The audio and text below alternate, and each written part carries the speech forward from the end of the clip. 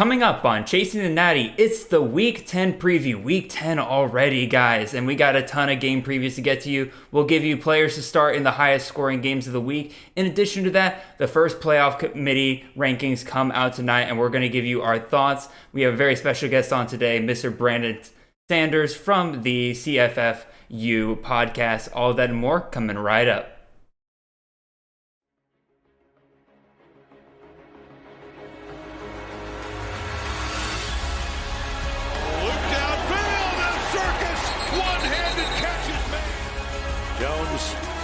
Goes to the end zone. Oh, what a catch! Devontae Smith, touchdown, Alabama. Watch out for Mr. Robinson. This kid is going to be special and is already flashing. This is Chasing the Natty, a college football fantasy podcast. All right, welcome in, everybody. This is Jared Palmgren, host of the Chase the Natty podcast. I would say, as always, on the other side of me is my co-host, Xavier, but once again, he is taking care of some stuff this week, so I have brought on another wonderful guest for you guys. I was on his show a couple of weeks ago. I had an absolute blast, so I figured I'd invite him on for the show. This time around, it is Mr. Brandon T. Sanders from the CFFU, the College Fantasy Football University podcast. Brandon, how you doing today, man? Doing good, man. Thanks for inviting me on. I'm excited to be here. I know we can't have Xavier on, but shout out to Xavier, doing a great job, man. And I'll hold it down for the Broncos fans out there this week. So absolutely, y'all had a rough one. You traded away Von Miller. Yeah, that was an emotional day yesterday. So and then Noah Fant also liking messages about him getting traded. So not sure what's going on there. Well, but we'll see. When's the trade deadline? Is that already passed today, or is it? It's got to be done, I think, by, I want to say this coming Sunday, I think is the cutoff, I want to say. So very soon. Okay, fair enough. But man, maybe prepare yourself for more pain there. Regardless, we are not an NFL. We are not an NFL podcast or show. We are a college football show, specifically college fantasy football, and we got a lot to talk about today. First, we got the playoff committee rankings coming out tonight. We got the big matchups of the week. We'll be previewing those, and then in addition to that, we got the highest over/under games. We got a ton of those today to get through, and we will be providing you guys so much fantasy content with those. But before we begin, Brandon, can you just remind all the kind folks out there what you work on and where they can find you? Sure. I'm Brandon Sanders. You can find my personal Twitter. It's at Brandon T. Sanders. I am the founder and creator of College Fantasy Football University. You can find us on Twitter and on Facebook at CFF University. You can also find us on Instagram and TikTok as well. We're at College Fantasy Football U. Basically, we started out a few years ago. We kind of did what everyone else was doing, start sits, recommendations as far as like lineups. We even did some spring game type of stuff and some freshman outlooks and things like that. But over the pandemic, we had time to kind of take a break and kind of focus on other things. So we actually focus more on the price prop situation. We are, sponsored by Prize Picks. So I always recommend people to kind of check that out. Really cool if you're not trying to focus on just the team aspect. If you're just looking at the player, it's perfect for that type of situation. And it does it on fantasy points. So it ties in our love of CFF with, the actual prize pop that's going on as well. So we do one for the Friday and Saturday slate every single week. I know when we were on, we hit 100%, and that is the highest of the season. So I would say we nailed it.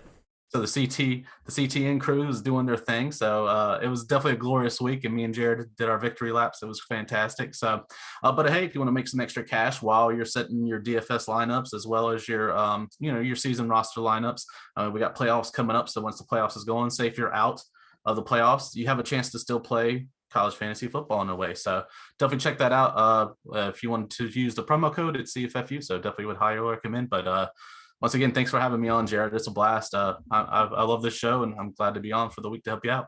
Hey, man, it was awesome being on your show, and I'm happy we hit 100% on that. I downloaded Prize Picks since then. I've been playing around with it. Haven't put any actual money on things yet because I'm not too much of a gambler, but, it's fun just picking out a couple of things at before the week starts and writing them down and just seeing whether or not you got it right or not. Again, you don't have to put any real money on it or anything like that, but it is just another fun way to look at fantasy.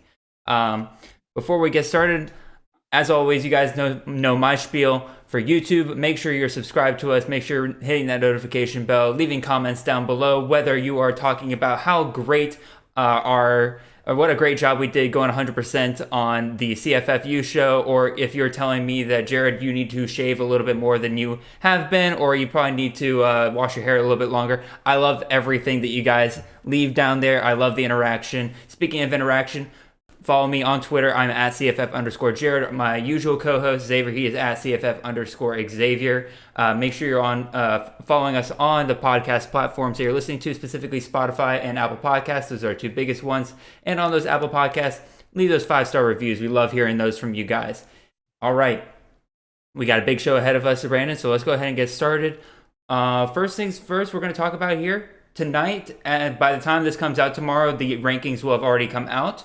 But we're a couple hours removed from when those rankings will be released. And I do want to just go ahead and get your opinions on what do you expect with the first college football playoff rankings? What do you think the committee is going to be looking at this year? Like, sometimes we see them prefer a ton of good wins. Some years we see them prefer one big win. Sometimes they don't like bad losses, and they'll really push teams down that have just one really bad loss. What do you think we're going to see from them tonight? What we've seen in times past, they're looking for excitement. I mean, they got ad sales to sell. They got things they got to do. They got to promote that Dr. Pepper, right? So in order to do so, they got to make sure that they got some really good games going on. We are not sponsored by Dr. Pepper, by the way. We are not. However, shout out to Pepsi and water in general. But anyway, I got this weird gut feeling that somehow our boys in Cincinnati, they're going to get pushed down, screwed out of the situation somehow. I don't like that because they've worked hard for that 8-0 and they've beaten Notre Dame. So I think they're very much worthy of the playoff contention. However, they might look at it as Cincinnati's got to play. If they are going to stay ranked 2, they're going to have to play Alabama. They're going to have to play, whoever is in that 4th spot. Is it going to be a good game like Notre Dame versus Cincinnati, or are we going to see where Cincinnati goes up against their toughest opponent and it happens to be in the playoffs, and then boom, everyone's bored by halftime and they're looking for another sport to watch and stuff like that? So it's like you kind of have to take those things into kind of consideration. I hope not, because I think Cincinnati does deserve it. I think they can compete. So that's one thing that I don't expect it, but someone's not going to make this playoff that probably deserves it like they should go on as well. So how about yourself, man? What are your expectations? We all know that Georgia's number 1, so yeah, gotta be stoked about that, right? Oh, I'm extremely stoked about that, and the life of a Georgia fan is waiting for the other shoe to drop constantly. I mean, the Braves are currently up 3-2 in the World Series, and we're ready. Braves. So many of us are waiting for those last 2 games where they just blow us out of the water all of a sudden. Let's hope not. It's been since '96, man. We need that dub. Oh, trust me, Georgia sports in general need a dub. Yes. Even still, I agree with you 100%. Georgia's going to be number 1. I don't expect Cincinnati to be 2, but here's kind of, I guess it's a hot take now, but I do think we will see Cincinnati somewhere where I think people will say they were fairly ranked. And I'm going to say that is going to be the 4 spot. Okay. I think my prediction for tonight is you're going to see Georgia number 1. I think that's pretty clear to everybody. And then I think you're going to see some combination of Michigan State and Alabama will be those 2-3 spots. I don't know how much they're going to give Michigan State credit for their win against Michigan. Obviously, it was a top 10 team last week. So that's better than really any win that Bama has right now. And obviously, Michigan State doesn't have a loss yet. Bama does. But also when you do the conglomerate of Bama's schedule versus Michigan State's schedule, Bama probably has the better schedule overall. But even so, I think it'll be some combination of those two. Then I think you see Cincinnati there at 4. I think they're ahead of I think they're ahead of Oklahoma. I think they're ahead of Ohio State. And I think they're ahead of Oregon. I also think Oregon will be ahead of Ohio State due to the fact that both of those teams still only have 1 loss. Now, Stanford was a much worse loss than Ohio State losing to Oregon, obviously. But again, Oregon has that head-to-head with Ohio State. And I think as long as those 2 teams are comparable at this point, you have to go with that head-to-head just for right now. Now, I think it's much more likely that Oregon catches another loss by the end of the year. So I wouldn't doubt that Oregon drops under Ohio State by the end of the year. But even still, I think just for right now, that's the only fair way to look at it. Because otherwise, what are we doing? Why are we not even considering what the teams look like at this point? Yep. And again, I guess the other thing I just kind of swept under the rug there was I don't think Oklahoma's in the top 4. to start off here. I think just two. They've had 5 one-possession wins against 0 ranked teams so far this year. So I think the committee's going to punish them for that, and they'll have their chance to prove themselves. They have Iowa State, they have Baylor, they have Oklahoma State as the remainder of their schedule. So I think they're going to be just fine if they do win out. But even still, for now, I think they're outside the top 4. Yeah, and the hot take was, I think it might have been you or it could have been Mr. Lobb that we had on the show, but Oklahoma's 9-0, but they should have several losses already. They just barely escaped, and we're not even talking about their toughest opponents that are still to come. So one of these teams they're getting screwed out of this spot, and I think it is 6 positions now. We have 2 wild cards, right? It's not down to 8; it's 6 spots, right, in the playoffs. No, it's 4. It's bound to still 4. Okay, so they haven't started the elongated one. They're still debating whether or not they're going to expand to 8 or 12. Okay. And honestly, we haven't done a ton of playoff format talk on this show before and everything. So I guess a lot of people don't really know my opinion on the whole playoff expansion and everything. I like 4. I do think it is because you typically see only true 3 or 4 elite teams every single year, if you even see that many. And I think having it be at 4 really does make every game count in the regular season, to where it's a big deal when a team loses a game. It's not just we're going to be the 8 seed now instead of the 2nd seed or whatever and everything like that. I think it does just add urgency to the regular season college football. But in addition to that, if we are going to expand, I don't hate the idea of including more teams. I think you'll see more blowouts. I do think that's going to happen, but I don't think that's going to necessarily kill the sport or even the postseason in general. What I am vehemently against is the idea of auto-qualifying every Power 5 champion and one Group of 5 champion every year. I'm absolutely against that. You should not have a random 7-5 Virginia team make it to the ACC championship because they managed to win out a completely chaotic division, somehow upset whoever's across from them, and them still make the playoffs. That's wrong, in my opinion. Right. Yeah. I mean, though Wake Forest is ranked 10th, I meant it's a shootout in the ACC. So are they really deserving of it? No. I mean, I come from, me get into the CFF, and that's another story for another day, but I come from the NFL realm of things. I really love the wild card. I love a Cinderella. So NCAA, the tournament, no, there does not need to be 64 teams. There does not need to be conference champions. You should go off the AP top 25 poll. I think it's important. Get your top 8, maybe 12 if you want to expand it to that. And then some of those guys, look at UTSA, the Meeps. If they get into the top, 12, say if there's a top 12, then you have literally the ultimate underdog taking on the number 1 ranked, and say Georgia's on a tear for the next couple of years and you guys are top dogs. You got UTSA versus Georgia. Who doesn't want to? Nothing against you guys, but most of the country are going to UTSA. We'll be the opposite of America's team at that point. Right. Even though and then again, while I think that is definitely a fun idea, and I'm not against lesser guys getting into the conversation and stuff like that, I do think it is very rewarding to see teams be basically expected of near perfection throughout the season and everything. Because let's be honest, Group of 5 teams really are already expected of perfection if they won't even have a sniffing chance of getting to the playoff right now. But even Power 5 teams are held to a very high standard here. 0 2-loss teams have made the college football playoff in the past couple of years. Only one team that hasn't won their conference has, I guess we won't talk about Notre Dame, but even still, only one team that didn't even win their division has made the playoffs before, and that team went on to win the whole thing. Of course, it was Bama, but defeated by Georgia Bulldogs in 2017. I'm not bitter, but even still. It's okay to be, Jared. It's okay to be. But you also mentioned UTSA. In terms of other teams that I guess I'll ask you, what's one surprise team that you think will make the top 25? What's one team you don't think will make the top 25? My team I don't think makes the top 25.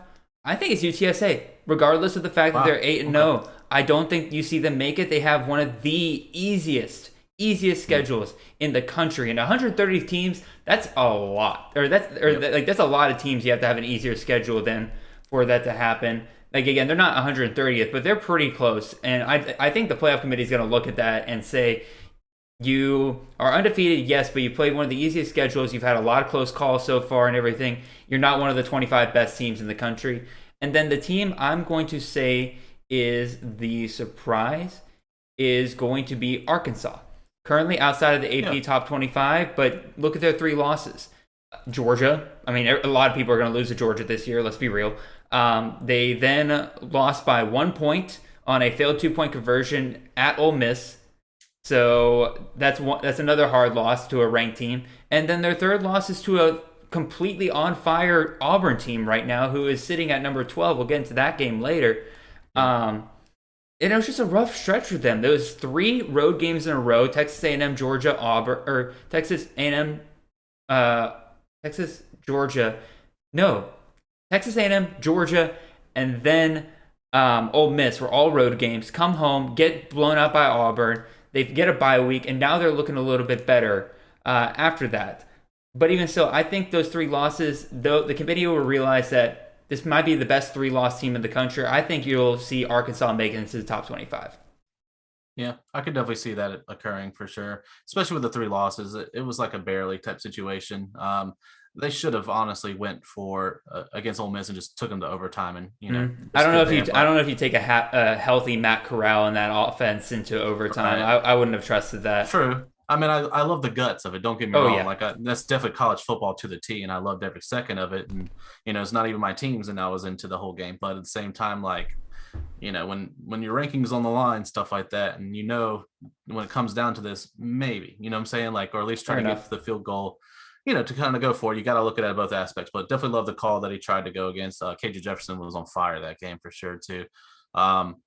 As far as surprise teams, honestly, like, for me, like, I don't see Penn State being in there. With 3 losses, really? I'm surprised they're still in here, to be honest with it. This is a personal opinion. Okay. It's a personal opinion, but like 3 losses, like when you have these other teams that are only 1 loss, 2 loss barely type situation, you shouldn't be in the top 25. I mean, like, top 50, let's for sure. But when we're doing playoffs, man, like, Penn State, I get it. They're tough games, and Penn State has a much tougher conference for sure. I don't take anything against Penn State. I think they're an awesome team, and I think they're going to be in playoff contention for a couple years to come for sure. Nothing against Sean Clifford, but if they get a prolific quarterback, it's all going to change probably pretty soon. Yep, there we go. There's already some in the works there as well. But the team, like, I'm that I want to see, honestly, Appalachian State, man. Fair enough. They only got 1 loss so far this season, right?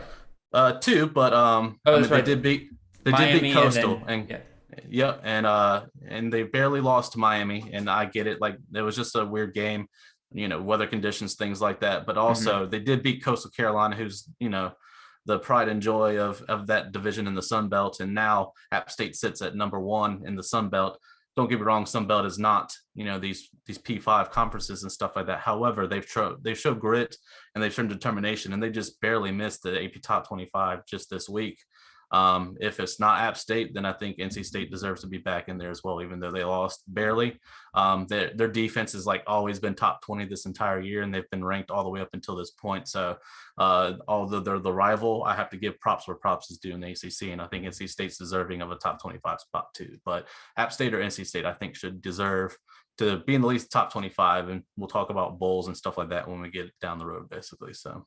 Yeah, regarding those 2, I think NC State is absolutely somebody that you could absolutely see hop into that top 25. Coastal Carolina does not deserve to be in the top 25. I don't care what the AP poll says. That is entirely based on what they did last year. They played one of the easiest schedules so far, and as soon as they ran into somewhat tough competition, Appalachian State, they folded like a wet paper towel. And yeah, they're not going to be. I would be shocked if they're in the top 25. I guess, and yeah, no other teams really sticking out to me. Mississippi State is an interesting team, I think, because they now got wins over the number 13 team in Texas A&M, and they got wins over, I believe they're now the number 18 team in Kentucky. So I think they're a team that might surprise a couple people. They're another 3-loss team. But yeah, regarding Penn State, I think that Illinois loss is definitely going to haunt them. Yeah. Even though their other 2 losses come to Ohio State and Auburn, 2 top 15 teams there, obviously. Yeah, but 9 overtimes against Illinois, man, that's a It's a big red flag. Well, I keep saying it was really 9 overtimes. It was 2 overtimes and then a bunch of penalty kicks. But pretty much. And the new platform, yeah. But even still, anything else I wanted to see here? Nope. That pretty much covers our little playoff predictions ranking predictions, stuff like that. So now we'll get into the meat and potatoes of the show you guys are used to with these previews, and we'll go ahead and start with these big matchups. We're not doing helmet games and additional games of interest because this is kind of a relatively quieter week in terms of big matchups. So I threw some of the additional games of interest as helmet games this week. But we do have our one ranked v ranked matchup of the weekend. That is number 12 Auburn at number 13 Texas A&M. A&M favored by 4.5 points in this game. This is the 3:30 primetime game on CBS.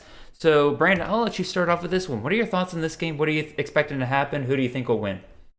Well, one, I love a good primetime game in the afternoon. It's always nice to have something that you can look forward to, especially after I'm sure I'm going to be sweating bullets with another game we're going to be looking at, which is my team versus Wake Forest coming up here in the shootout. Oh, yeah. So it'll be amazing to see these two guys collide and these two giants. I definitely would look at when we're looking at the game, Texas A&M, you're looking at Spiller and Arching as far as your run to kind of get the momentum going. However, Texas A&M does rank fairly highly in their run defense, Auburn ranks fairly highly in their defense as well. So you might look at Ananias Smith this week, possibly as far as a reliable choice. We finally saw the reemergence of Tank Bigsby. He's been hiding most of the season. Finally healthy. He's back. Yeah, he's healthy, it looks like, but he does run up against a tougher run defense in Texas A&M as well. So a run-a-thon or a run game, like we like to call it sometimes, it might not be in the cards this week. I would just temper expectations for Tank Bigsby. I don't think that you'd necessarily sit them because you got to play your guys if you have to. I get it. If there's better matchups, definitely go for it.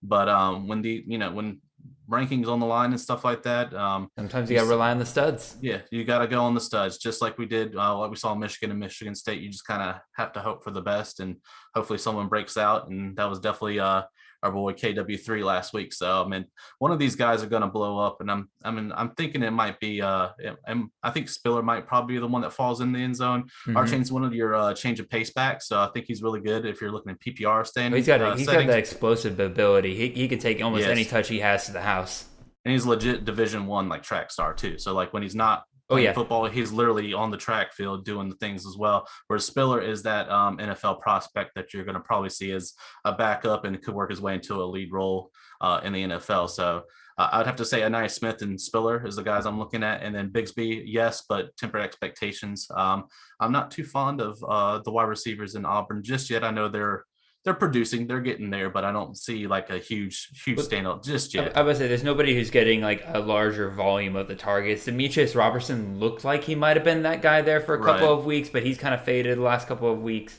Maybe because he's getting double teamed now, people know and all that. But the thing that's interesting to me about this game, just really less from a fantasy perspective, but more from just a football perspective, there's like rumblings about Bama.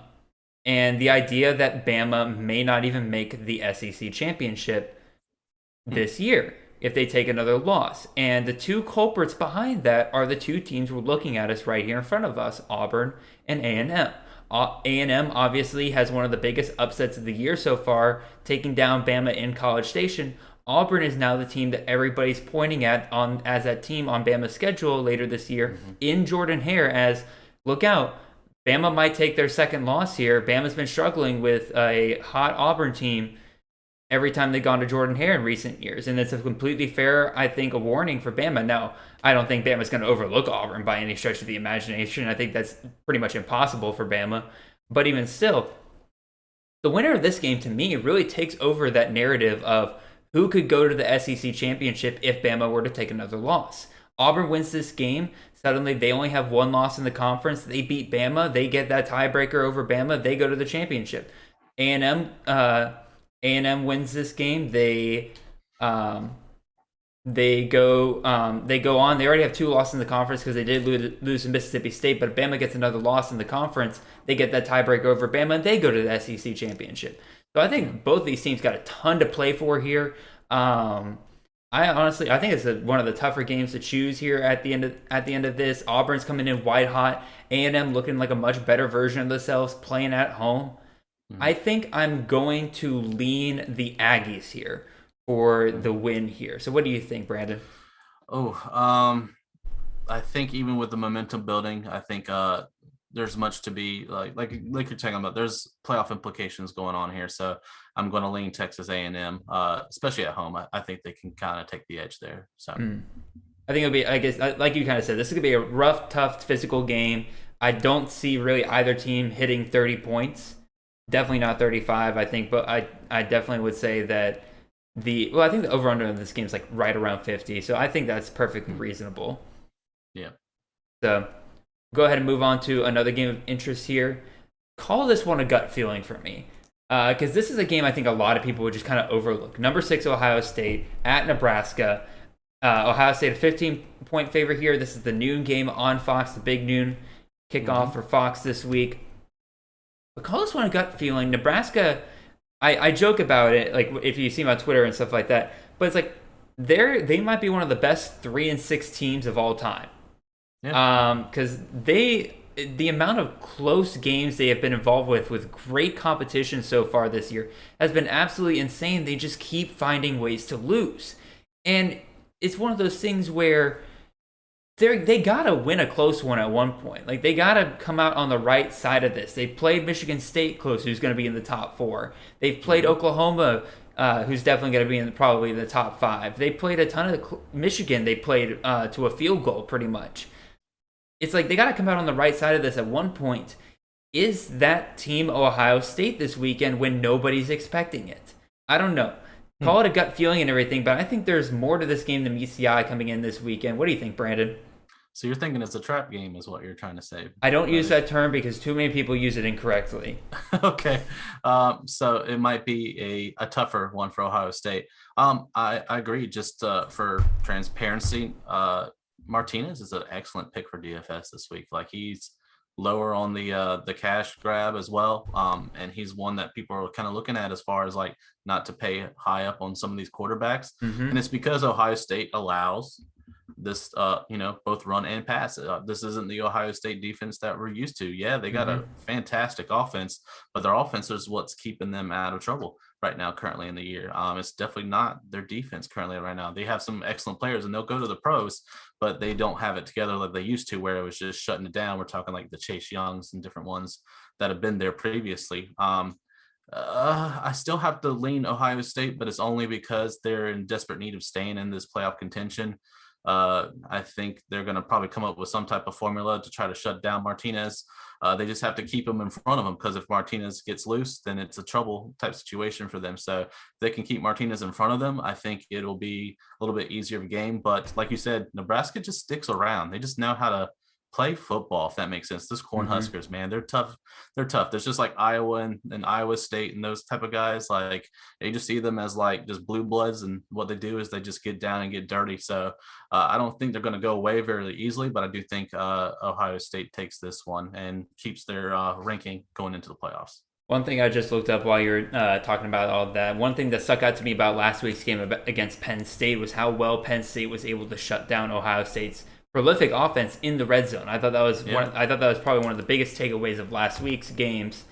And I just went out and looked it up for Nebraska. They're 90th in red zone defense, so I don't see them keeping Ohio State out of the end zone. They're going to have to outscore Ohio State in this game.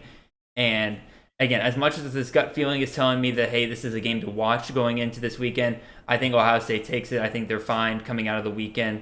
They got to prepare for bigger fish to fry down the road to Michigan State and Michigan, which I think that's next week and the week after, which is just crazy how quickly we've gotten to that point in this year. Yeah, it's flying by, man. It's flying by completely.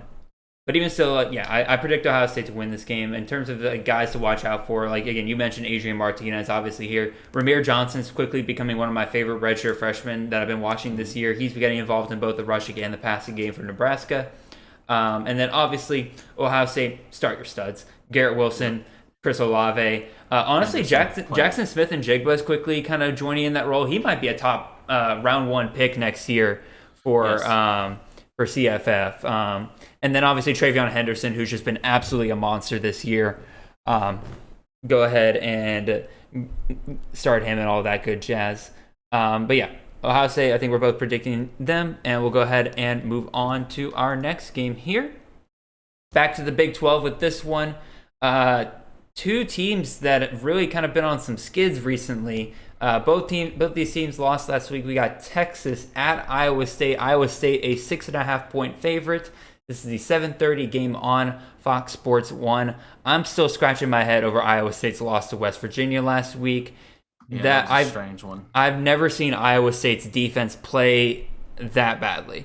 Their offense was fine. Their offense kept them in that game and did enough. Usually that's the problem with Iowa State, but their defense, man, I don't know if it's Mike Rose being out, their star pass rusher being out, and them not being able to get after the quarterback quite as much. But even still, West Virginia threw all over Iowa State, and that is not a team that passes the ball a lot.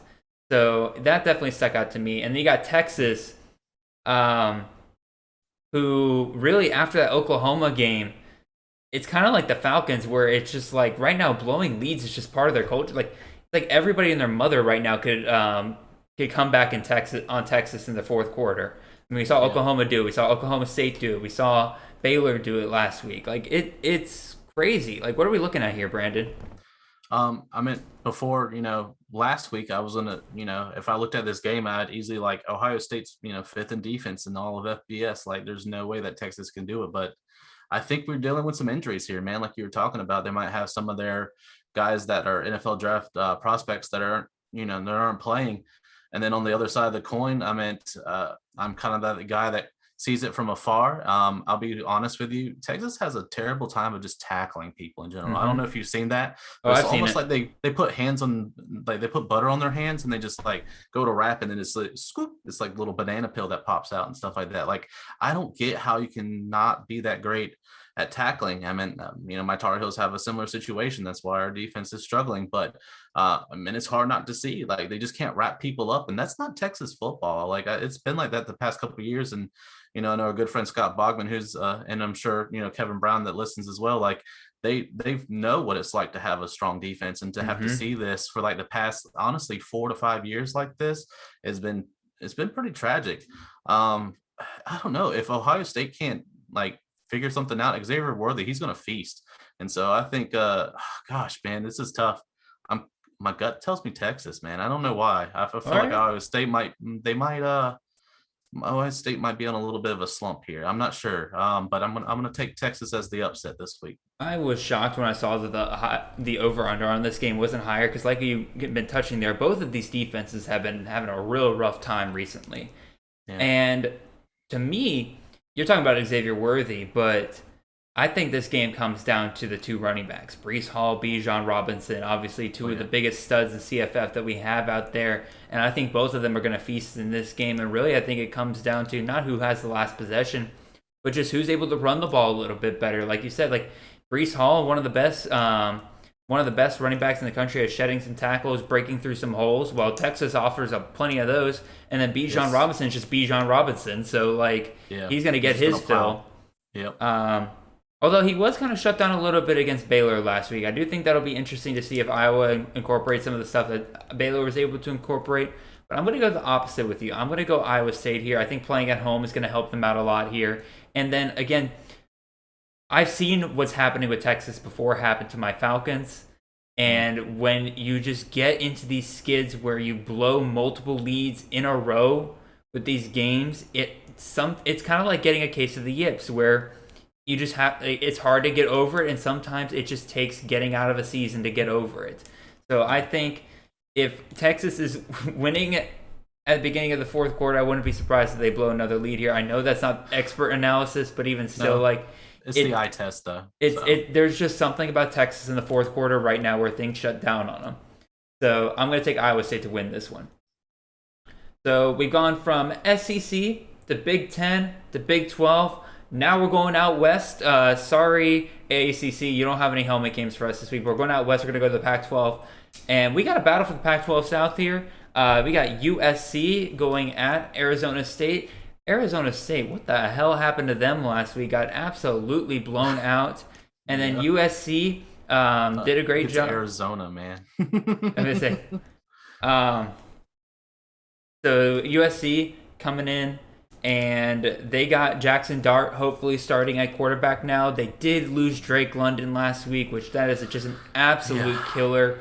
But if there's one thing that USC is good at, it's next man up at wide receiver. They got Taj Washington. They got Gary Bryant Jr. Those are the two names that people are really throwing around right now for them. And then Arizona State coming off of a bad loss. Do they get a bounce back week here? Does Jane Daniels have a little bit better time? Do they get Rashad White back? That was a huge, huge piece I think they were missing last week. So what do you think, Brandon? Arizona State's so hit and miss, man. Like it's like one good week, one bad week. It's just the wishy-washy. I don't know if it's just one player for Arizona State. I think it just kind of comes down to who their opponent is and the game plan. I like the next man option for USC. I've always, I thought Taj Washington was going to be that guy. I knew Drake London came with high regard, but honestly, I thought this year was the Taj Washington breakout, so he might actually get that ball started here this week. Mm-hmm. So I'm going to actually favor USC. I like the matchup, and I think they can overcome the negative 0.5 difference between the two. I would say, I don't know if I mentioned the spread here, but Arizona State is favored by 8.5 points. This is the 10:30 game on ESPN, by the way. Again, for anybody I didn't mention that earlier. Again, that 8.5 seems wrong. Like just knowing what I know about both of these teams, like way closer. I would say that knowing what I know about these teams, I think Vegas knows something we don't here. So I'm going to use that as my basis to take Arizona State. I think, again, they know something here. Playing at home, I think, is going to help Arizona State here because I believe they played at home against Washington State, so they got no excuses for that one. But even still, God, this one's hard. This one's hard for me because, again, like you said, you don't know what Arizona State team you're going to get every week. Do you get the Arizona State that absolutely crushed UCLA, or do you get the one that lays an egg against Washington State of all teams? Because I just like the weapons on USC better, I'm going to go with you. I'm going to take USC to win this one. All right. It feels weird to be picking an upset that big with 8.5 points, but Hey, I took Texas, so there you go. You're right. So those are our games we wanted to talk about, share some football insight and stuff like that on you. But now we're going to hit those crazy over-under games of the week, where we're going to give you a little bit more breakdown of what players we think you should be looking for in each of these games, give you some deeper options if you're looking for some guys that are still hanging out on those waiver wires maybe. So we'll go ahead and take a look at those. Starting off with our first game here. We got a Wednesday night game here. So you guys, if you're listening now, this game is on tonight. So get your rosters set up accordingly. I'm going to fix Brandon there. There we go. Fixed you. All right. And so this is the 7 p.m. game. Again, Wednesday night on ESPNU. Over-under on this game, 66.5. Brandon, pick a team, and which players are you starting on that team? So the best part about November, we get Maction Tuesday, Wednesday, all the way up until Saturday. So this is perfect. We're starting off with a bang. I'm going to favor the Western Michigan Broncos there, and I'm going to take it because of my guy Sky Moore, man. Him, I forget the other name, and every time I'm on a different podcast, I always forget his name. Jalen Hall. But yes, the other wide receivers that are doing a fantastic job over in Western Michigan. That's the best thing about Maction. There's no defense, man. So you just play your guys. This is what you do when it comes to these matchups. Like I said, Sky Moore is a definite confident play. Can't wait to put him in on Wednesday and see how he does on there as well. Central Michigan, I'm not quite. I'll take Central Michigan here. Okay. So Lou Nichols is absolutely the stud running back there that you gotta put down for yourself there. And then if you're looking for two guys at wide receiver, Ja'Cory Sullivan, he's been banged up a little bit as the season's kind of gone on, but when he is playing 100% in that game, he can take over a game at that wide receiver position. And then on the other side of him, first of all, great name here, Dallas Dixon. Wide receiver, great play. I think if you're looking for just a high upside guy, he's one of their deeper threats for Central Michigan. But this easily could be a game where both teams are grounding and pounding. So again, Lou Nichols for Central Michigan on Western Michigan side. Darius Jefferson's their main back, but also Sean Tyler has started making himself a name. So if you're in a really deep league and you really need somebody to pick up there, I think Sean Tyler's another fun name that you can pick up. But what about the quarterbacks here? So Caleb Ellaby and I believe it's Daniel Richardson, or I forget I think who's Richardson starting. Yeah. So what do you think about the quarterbacks here? Like I said, both are great matchups. Ellaby, I think I would lean a little bit higher as far as a higher ceiling to kind of go with. Richardson, it kind of really just depends on the flow of things. If we are looking at the MAC itself, as far as defenses, what I think Western Michigan is actually doing fairly well. I mean, they're not as good as they used to. Like they usually, sometimes Western Michigan will find themselves in the top 50 on defense. Not currently this year. However, they're one of the better defenses in the MAC currently. So I think if we had to swing between the two against the pass, I'd probably take LB a little bit higher as far as the ceiling versus Richardson for sure. All right, so we'll go ahead and move on to our second game here. Another MACtion game, same time, same night, Wednesday, 7 p.m., ESPN2, over-under of 60. We got Northern Iowa University at Kent State. Kent State a 3.5-point favorite. I'm going to start on this one. I'm going to take the Kent State Golden Flashes, and that's because my boy, Dustin Crum, ready to feast on this MACtion schedule. We have been waiting for so long. And he has delivered so far in these MACtion games. I think only one of them he's scored like even close to 20 points. Everything else, he has been hitting those 35-point games for you. He has been exceptional. And the big surprise of the year so far has been wide receiver Dante Cephas for Kent State. He is the wide receiver 1 for them this year. And if you know anything about CFF in the past, if you can grab that wide receiver 1 for Kent State, you are feasting every single week when you are in MACtion. Another couple pieces that you could be looking out for, Nakeem Johnson definitely is a decent wide receiver pickup if you're looking for a deeper play. And then Marquez Cooper is a running back that I don't think a lot of people are talking about enough. When you have these offenses like Kent State, which are going to put up massive amounts of points every game that they're playing in, you want to pick up the running back, even if it's a pass-heavy offense, because once they get into those goal line situations, guess who they're likely going to give it to? The running back. So I think Marquez Cooper is definitely a play to get down here with the high scoring opportunities. So, Brandon, what are you thinking about Northern Illinois? So Northern Illinois has not been. I would say they're hanging in there. They're still getting some wins on there. However, they're not the same team that beat NC State earlier in the year in Game 1. Without Harrison Whaley, who's my boy that's sitting the bench on injury. Unfortunately, they have the next man up option. I forget the current running back now, but he's kind of made a name for himself. I think he's a red shirt. I keep forgetting. Either you picked him up or someone did in the league. I picked up a wide receiver recently. Okay. So it could have been somebody else. However, that player, and I apologize, I slip names basically. Okay, I'm looking it up for you. You're going as well, but the running back position at Northern Illinois has been fantastic. So if that's the current person, Ducker. There we go. Ducker. Say it again there you go. So if he's getting the lion's share of the carries, then they're doing great, and that's the best thing is Kent State.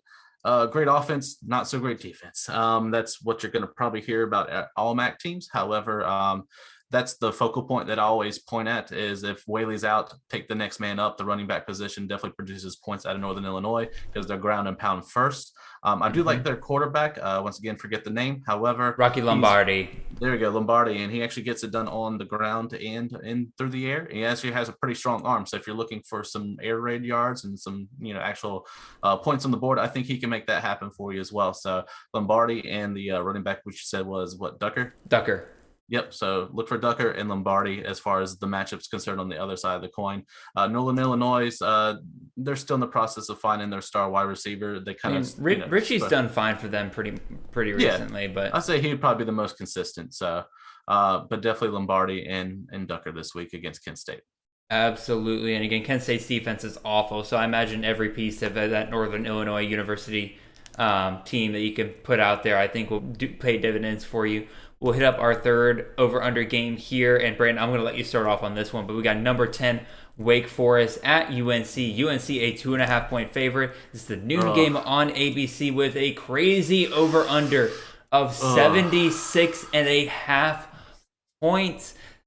Let me do the math real quick. Let me see so we got 76.5. If you've seen Army divided by Wake, 2.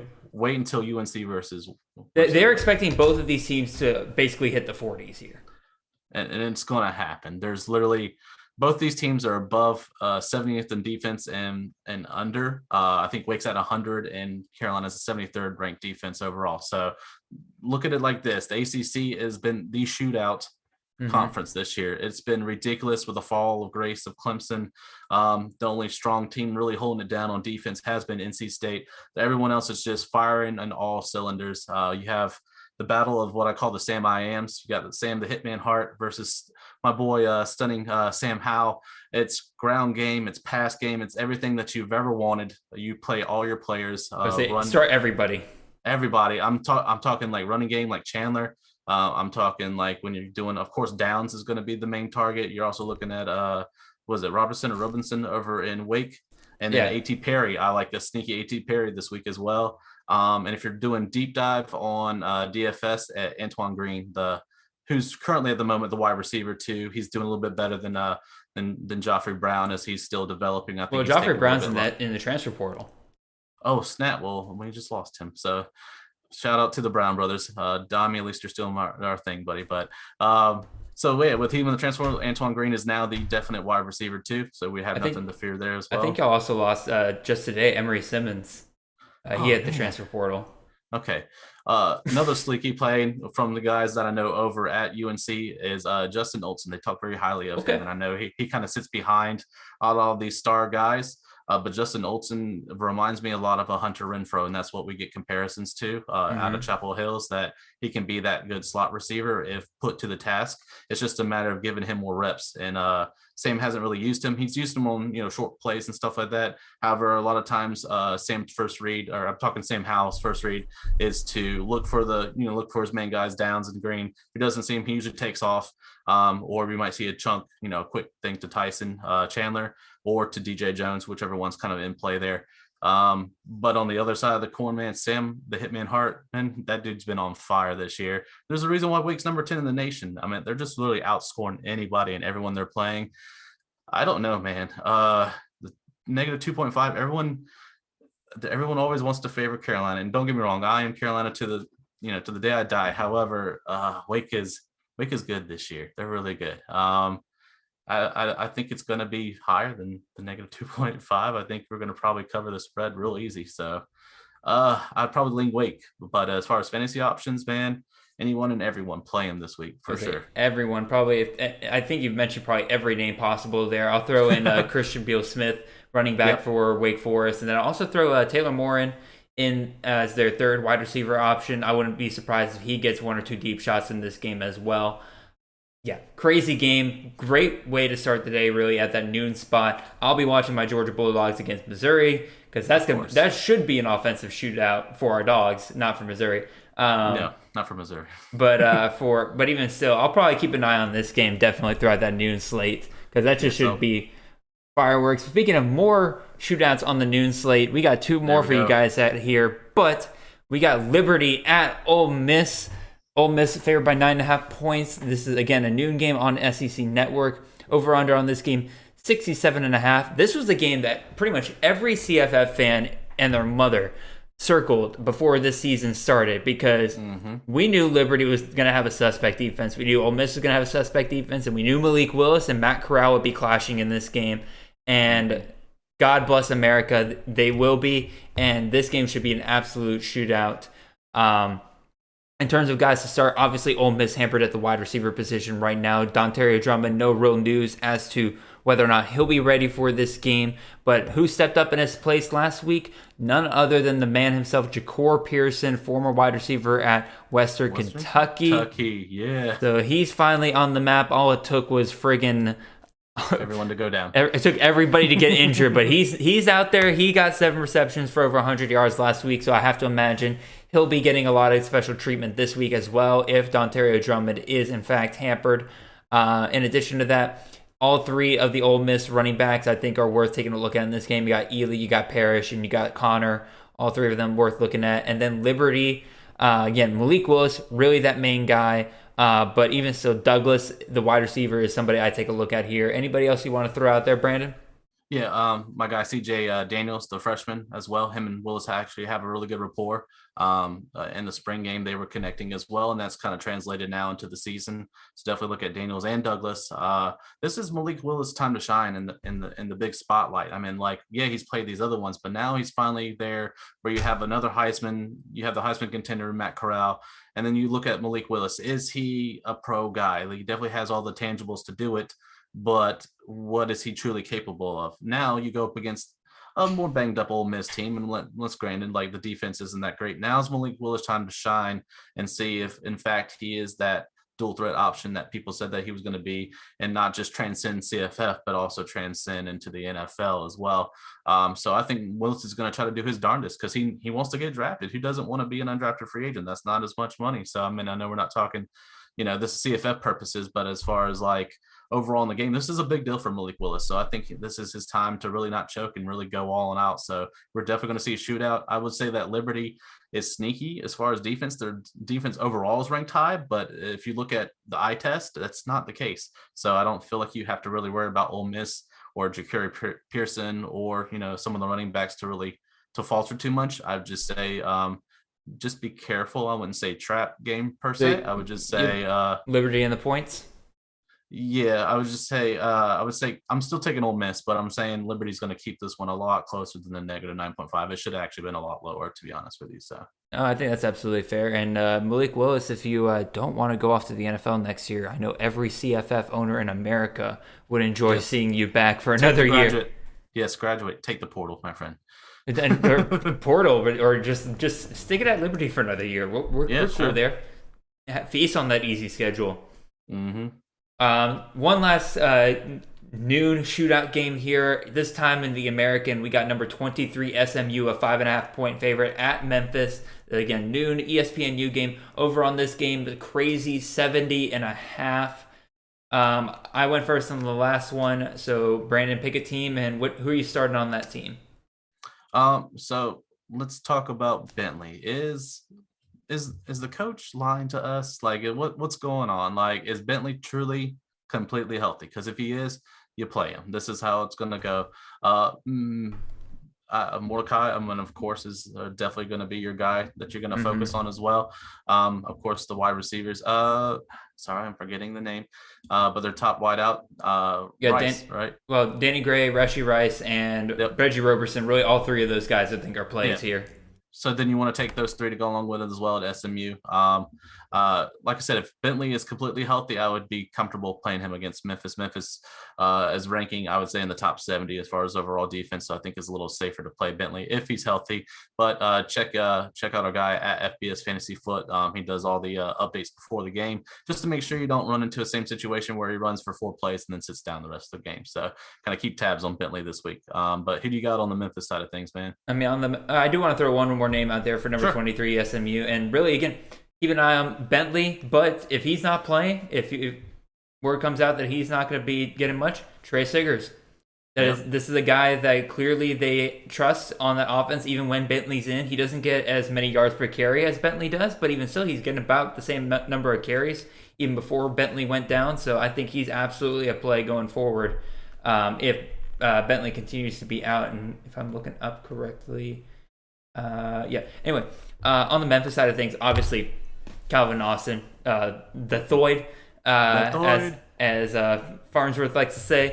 You can't not play him. I think he's only had really one bad game so far this year. Other than that, I see him absolutely dominating in this game.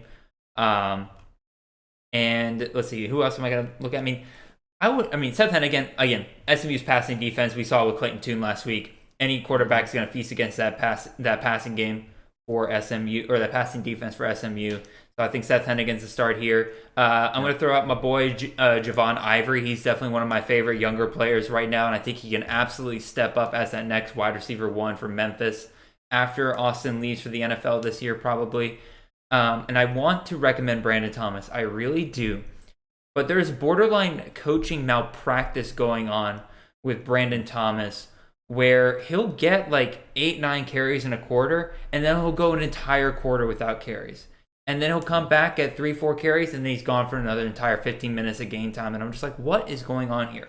I get Memphis is a passing team, but when your guy is getting you 4 or 5 yards a carry every carry, why are you taking him out of the game, especially when you have a lead? That's the part I don't get. Memphis will have a lead, and they'll take out their best running back in favor of passing the ball, and I'm like, why? And then don't even get me started on the time where he fumbled on his second carry of the game, and the coach benched him for the rest of the game. That crap pissed me off. Yeah, that pissed me off so badly because he had 4 yards in that day, and I'm like, what just happened here? You were having a monster year so far, and then all of a sudden you got 4 yards in the day, not hurt, just benched. And I'm like, you gotta be kidding me. And they lost that game, by the way, so they deserve that. Yep, had it coming to them. So any other games you want to throw out here on the Memphis side of things, or are you ready to move on to our next game? I think we're good. Let's go ahead and move on to one of my favorite games to pick on next. Yes, sir. I'll let you get started on. We got App State. We have App State favored by 21 points at Arkansas State. This is a 2 p.m. ESPN Plus game. Over under 68. Brandon, what do you like so much about this game? Arkansas State is dead last in defense. They're also second to last when it comes to the run game. So this is an Appalachian State team that is very much on the edge of being in the top 25. If they slaughter Arkansas State, that's an impressive showing to be like, yeah, it was Arkansas State, but look how bad we beat them. And if they can really put on the hurt on Arkansas State, we're looking at probably a top 25 team like we discussed earlier in the show. Absolutely. You're playing everybody. I mean, you're going to play let's see, you're going to play Peoples and you're going to probably play Noel. I think both of them will probably get in the end zone in this game because it's Arkansas State, like I said, 129th against the rush defense. The only other team that sucks worse is Missouri, who Georgia Bulldogs will get to play. Another fun one we'll get to watch as well. But we're also looking at Corey Sutton. We're looking at Hennigan. We're also looking at Malik Williams as well, the third option. I think everyone feast, and Chase Bryce is going to put up an impressive showing against Arkansas State. This is a game where, you don't have to pick and choose your Appalachian State players. Literally, you could play them all with confidence. And I think you're going to get more than 10 fantasy points apiece, if not more, from every single one of them that we're talking about. That's how much I think the Arkansas State is going to get slaughtered here. I mean, look at the negative 21. That's probably one of the highest I think I see on this entire slate. So, yep. I mean, 68 points. Yeah. Arkansas State, I think, will score some, but I think the majority of that 68 points is going to come from Appalachian State. Easily 40 points. Easy. I mean, I agree with you 100%. And I guess we'll talk about the Arkansas State side of things here. And really, it's just the same guys who play every single week. I mean, Lane Hatcher hopefully has finally solidified his role as the QB1 for Arkansas State, so he'll get some work. But really, it's those 3 wide receivers, Surveillance Hunt, Jeff Foreman, and Corey Rucker. All 3 of those guys I think are safe plays in this game because Appalachian State definitely, while it has a much better passing defense than Arkansas State does, I think those guys are still going to feast. And then Lincoln Pear is the name I've been seeing from a lot of people to really kind of keep an eye on for Arkansas State going forward. A true freshman, kind of broke in, took over that running back room for Arkansas State. So I think those are your plays on the Arkansas State side of things. Yep, I was going to actually recommend the same thing. I picked up Lincoln Pear just on a prayer and hoping that maybe he would take over things a little sooner, and he has. And surprisingly, he's got more than probably 10 fantasy points a game. He's been very consistent. Still, so are not you enough saying to he's be a Lincoln Prayer? He's Lincoln Prayer, but he's Lincoln Pear. And if you're in a dynasty league, go check him out. Just go look at the stats. I think you'd be surprised. I think he's barely 5% owned. So there you go for our dynasty friends out there. Definitely take a look at Lincoln Pear. But he's a prayer this week only, I would say. But the other time, I'd say he's a play option for sure.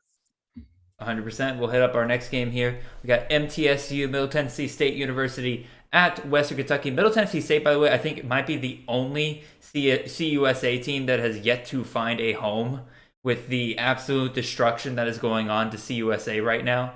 Anyway, this is a 3:30 game. This one is not available on cable as far as I've been able to find. Over under in this game. This is a travesty. People want to see Western Kentucky, man. No joke. I love watching Western Kentucky. Those routes are all day. Dude, those routes, that offensive system is such a thing of beauty to watch. It is so natural, just the way the receivers all just start and run their routes. It's so beautiful. Anyway, yes. Over under this game, 68.5.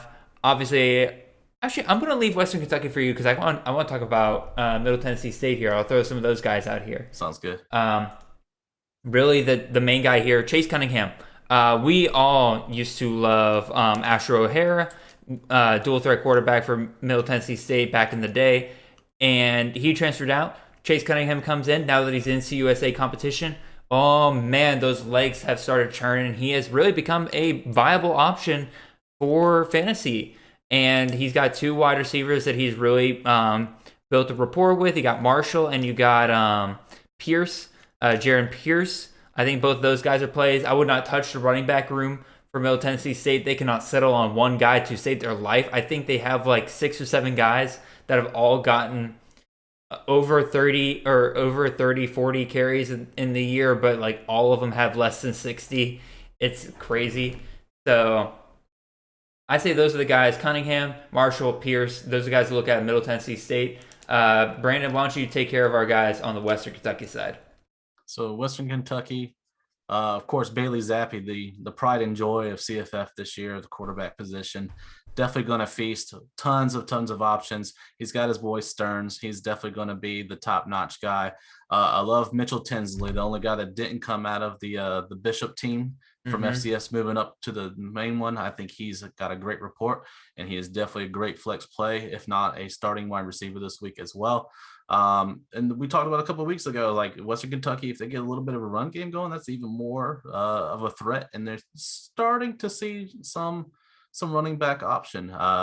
So I forget his name. I'm sorry, it's eluding me again. But their main starting running back is actually starting to get some play. So look for him as well. Western Kentucky is just so fun to watch. Like I said, you see such the chemistry from a team that literally transferred together, which I think you're going to see what we talked about in our podcast, that you're going to see a lot more of a copycat type system where people are going to leave like a William and Mary or a Jackson State, and they're going to transfer together to a certain school and then kind of see that on the FBS scale of things. Especially if it's a school like Western Kentucky that doesn't have a ton of history, it doesn't have a ton of identity associated with it. And they're just building into a program that people can be proud of.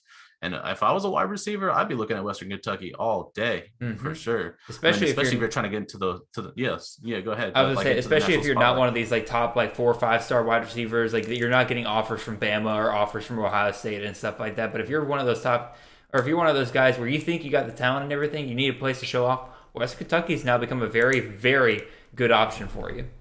Yeah, absolutely. So those are the guys I'm playing. I'm playing with confidence. This is going to be like I said, another shootout, another gunsling. And how pretty is the routes that you see out of Western Kentucky? It's rare to see in the college level. So I hate that it's not on TV. So, but just be looking on your box scores and just be expecting some points because it's going to be a showdown for sure. 100%. We'll hit up our 8th game. We got 9 of these games for you guys tonight. Typically, we don't have that many, but all the shootouts are this week, apparently. So we'll hit up Utah State playing at New Mexico State. This is a 4 p.m. game, also not available. Over under this game, 71. I'm taking the Utah State players here, and really it's because I'm not trusting anybody on New Mexico State ever. But I can trust anybody playing against New Mexico State. And here we got Devin Tompkins, the wide receiver for them. He's been an absolute stud for the Aggies so far this year. Logan Bonner against New Mexico State, I absolutely will be playing. I am playing him in several leagues this week that I'm struggling at quarterback in. So I picked him up off the waiver wire for this week. And then some other guys you want to look out for. Derek Wright is become the wide receiver 2 there, become one of their favorite targets for the end zone this past couple of weeks. So I think he's a play there, absolutely. So, Brandon, you got anybody else you want to mention in this game? Nope. I think that you play your prime suspects and you kind of just move on from this one. New Mexico State, there's really nothing to talk about if we're being very honest. So. I would definitely agree. But apparently Vegas thinks they're going to put up some points because that 18.5 is not the greatest.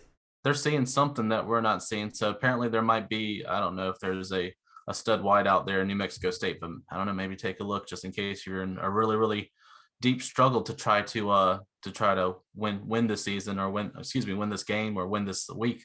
There might be a New Mexico State player out there that's being a little bit suspicious and starting to produce some points. So good luck though if you're doing that. So yeah, I would say if you're looking there, you might be already in trouble in that league. Yeah, you must be in a super deep league if you're doing that. So exactly. So we'll look up here our final game of the day. We started in the SEC. We're going to end in the SEC. We got LSU at number 4 Alabama. No, number 3 Alabama. Yep, I'm done. 3 now. So LSU at number 3 Alabama. Alabama favored by 28.5 in this game. This is the 7 p.m. ESPN primetime game. Over under in this game, 66 points. So obviously we could look at the Bama side of things, but let's look at the LSU side of things. Do we think there's any value on the LSU side of this game? I'm going to say some. Yes. We've seen quarterbacks so far, when they get hot against Bama's defense, able to put up some points. We saw Hendon Hooker put 25 points up on Bama just not too long ago. Emory Jones, when he played Bama, had a pretty good day. So it's like, which Bama defense shows up? The one that played Tennessee with tons of mistakes, tons of miscues, or does the one against Mississippi State where they absolutely shut down that entire air raid system show up? I'm going to say probably somewhere in between, but that's still enough for me to say that Max Johnson is definitely worth a look here. John Emery Jr., if you're stuck in the league and maybe looking for a guy that's just sitting out there on the waiver wire that maybe somebody dropped after getting frustrated last week when he didn't produce a ton versus Ole Miss, maybe take a look there. Or 2 weeks ago when he didn't produce against Ole Miss, so maybe take a look there. In terms of wideouts, Dre Jenkins was the guy that really kind of stood out in the Florida game. Not much really happened at the Ole Miss game, so it's kind of hard to tell from there. But again, I think he's definitely the wide receiver play that if you want to play a guy, you look at him. But Brandon, who are we looking at on the Bama side of things? Because I think this is definitely where people are going to find their value in this game. Yeah, absolutely. One, I just have to state for the record, John Emery Jr. has disappointed me thoroughly for the past couple of years. Oh, same. I hope he has some glimpse that's left in him. I have drafted one freshman in any of my CFF drafts in recent years. Because of this, it was enough to put me off completely of drafting freshmen for the most part in redraft leagues. Yeah. And that was John Emery Jr. That was John Emery. I was so excited about him going to LSU, and he has flat out disappointed. Wait, was I saying John Emery Jr. that entire time? Yeah. Oh my God, I meant Tyrion Davis-Price. What is wrong with me? What is wrong with me? Please, I really hope not too many people oh my God, I'm embarrassed. I hope too many people didn't turn off the podcast when they heard me hyping up John Emery Jr. there for a second. He's not even eligible to play anymore. What is wrong with me? Never mind. Then yes. Tyrion Davis-Price. Okay. Worth a play. John Emery Jr. is a disappointment, has been a disappointment, and as far as I'm concerned, probably will be a disappointment going forward. Funny story, and if you want to spread the embarrassment, one of my first times of doing a fabulous freshman series through CFFU was about John Emery Jr. He's my black stain. He's the one thing I cannot erase, and that I've been tied to, unfortunately. That I waved the banner of, hey, take John Emery Jr. He's the next big running back to do it. Wrong. Years later, it's Travion Henderson, boys and girls. But at the same time, would have been Bijan Robinson last year if Tom Herman could coach. Yes, that's true too. Bijan gosh. But yes. All right. Enough about John Emery. Let's talk about Alabama, and that is my boy John Mechie the Third. He's, at first we're all just trying to figure out, is John Mechie going to take on this leadership role, going to take on the top dog spot? And he got, first with Jamison Williams, he's, definitely proven why he deserved to be a transfer and start at Alabama. And, he's still very much a viable option. But John Mechie the Third has definitely come on real strong, and he's putting up some fantastic numbers. He's been my go-to guy. I drafted in one of the higher rounds in our Dynasty League on purpose, knowing that he is a higher, he's not a sophomore freshman, but I took that chance because I know he was willing to win now, and that he was capable of putting the points needed. And now he's doing that and doing it in full force. So him and Bryce Young definitely are doing their thing. I don't know if there's still an issue with their freshman. What is it, Agau? I think he was talking. Jai, if you're watching me on YouTube, you can see me kind of. You can see me kind of cutting my throat a little bit. In Dynasty, I would hesitate putting too much value on a Jai Hall going forward with some of the things I'm hearing. My sister goes to Bama, and she's got a friend that's close with the football team, and there's some things I'm hearing right now that Jai Hall's future at Bama might be in question going forward. Yeah, he's gotten himself in trouble in Twitter, and Mechie's kind of trying to be his mentor, telling him that his time will come, that this is Alabama, that it might take a couple years before you're in that spotlight, and then you get drafted like the Smiths, and God knows how many great receivers like Judy and the rest of them that are now playing in the league. It's going to happen. You have the talent. You just have to be patient because Bama has so much talent there. Let Bryce Young just do his thing and find your option. Well, your time is coming, you know? If you're looking for a guy that's two guys that are maybe going to step up in this game going forward that are younger guys. I mean, JoJo Earl. This was a guy that Bama wanted badly. And once, basically, as soon as they didn't get Xavier Worthy, they just called up JoJo Earl and said, hey, we know you're about to commit to LSU, but you want to come to Bama? And JoJo Earl said, bet. And so... he's betting on it. And so he's now at Bama. Probably the most productive, I'd say, out of that crazy class of wide receivers that Bama has brought forth from this past year. So far, Christian Leary and stuff like that, like those are the guys, they're doing fine for themselves. But another kind of younger guy, Trayshawn Holden. That is a name I think a lot of people are kind of forgetting, but I think he's starting to kind of make a name for himself. Maybe not as a 1 or 2 option, but definitely as a consistent third option for Bama going forward. I think he can get some value out of him going forward. But yes, I think the wide receivers out of Alabama and Bryce Young, the quarterback, is the main focus. I still think the running backs are going to do their thing. LSU is not the defense that we know of as far as the run game in the past couple of years. So you can look for that Robinson type situation where he'll probably fall in the end zone.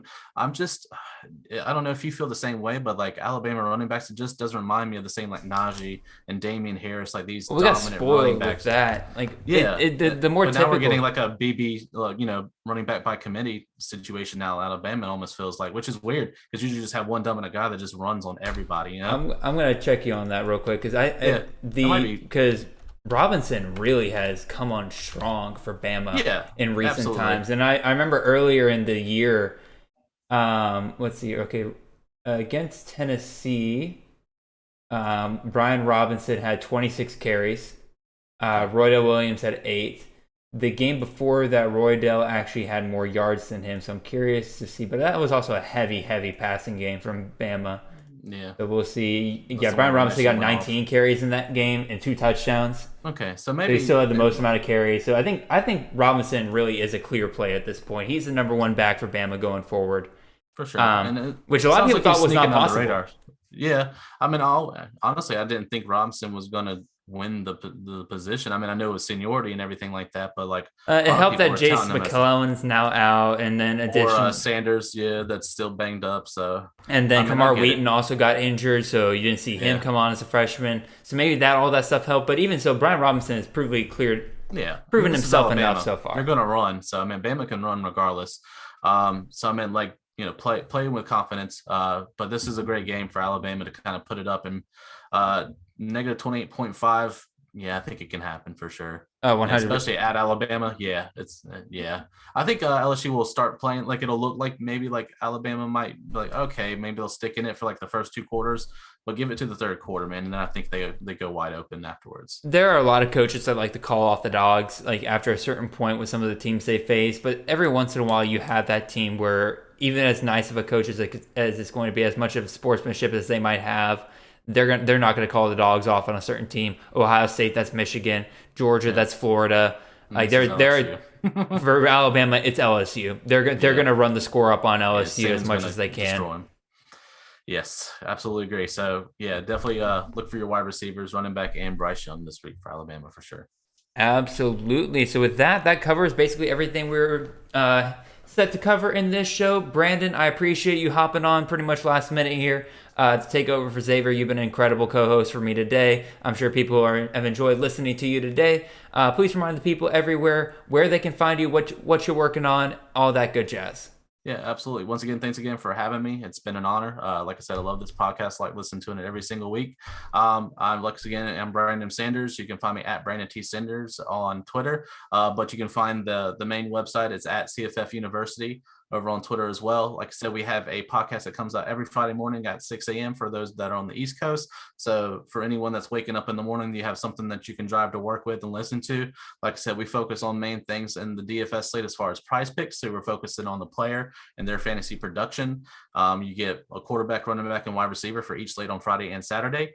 use that promo code CFFU to do that as well. We also post the graphics on Friday and Saturday, so be on the lookout for that. So then you can actually see it in physical form, and that way you can decide if you want to make those predictions or not. I'd say, we've only been I'd say 50% last week, but 100% the week before with Jared. But overall for the season, we've been at about 68% overall. So, hey, that is on the up and up. So we will take that. So we're definitely winning people some money. And we do a segment where we're talking about, like we looked at one of these matchups. We look at one in particular a piece. So I always have like a guest host. So all your favorites like Jared here, and then a few of the guys in the industry will be on there. We're going to have Josh from CFF Guys this week. So be on the lookout for that this week as well. So that'll be a fun one. But yeah, find us every Friday morning at 6 a.m. and then be on the lookout for those graphics. And I appreciate you guys listening in. Like I said, Brandon, it's been an honor having you back on here, and I had so much fun on your show. I figured, why not bring you on to this show, especially with Xavier out for the day. I figured you'd make a great co-host, and I was 100% right. For all you guys listening, you guys know where to find us. Follow us on YouTube. Make sure to subscribe there. Ring that notification bell. Leave comments down below on our Spotify. Make sure you're following us there. Apple Podcasts, follow us there. Make sure you're leaving those 5-star reviews. We love them to death. On Twitter, you can always catch me and Xavier. I am at CFF_Jared. He is at CFF_Xavier. I am always accessible there, whether it's through DMs or you just at me with one of your fantasy questions. I try to answer each and every one of them to the best of my ability. Sometimes it might take me a little bit longer because I might have to. I like to do a little bit of research sometimes before I fully answer somebody. Make sure it's not just off the top of my whim.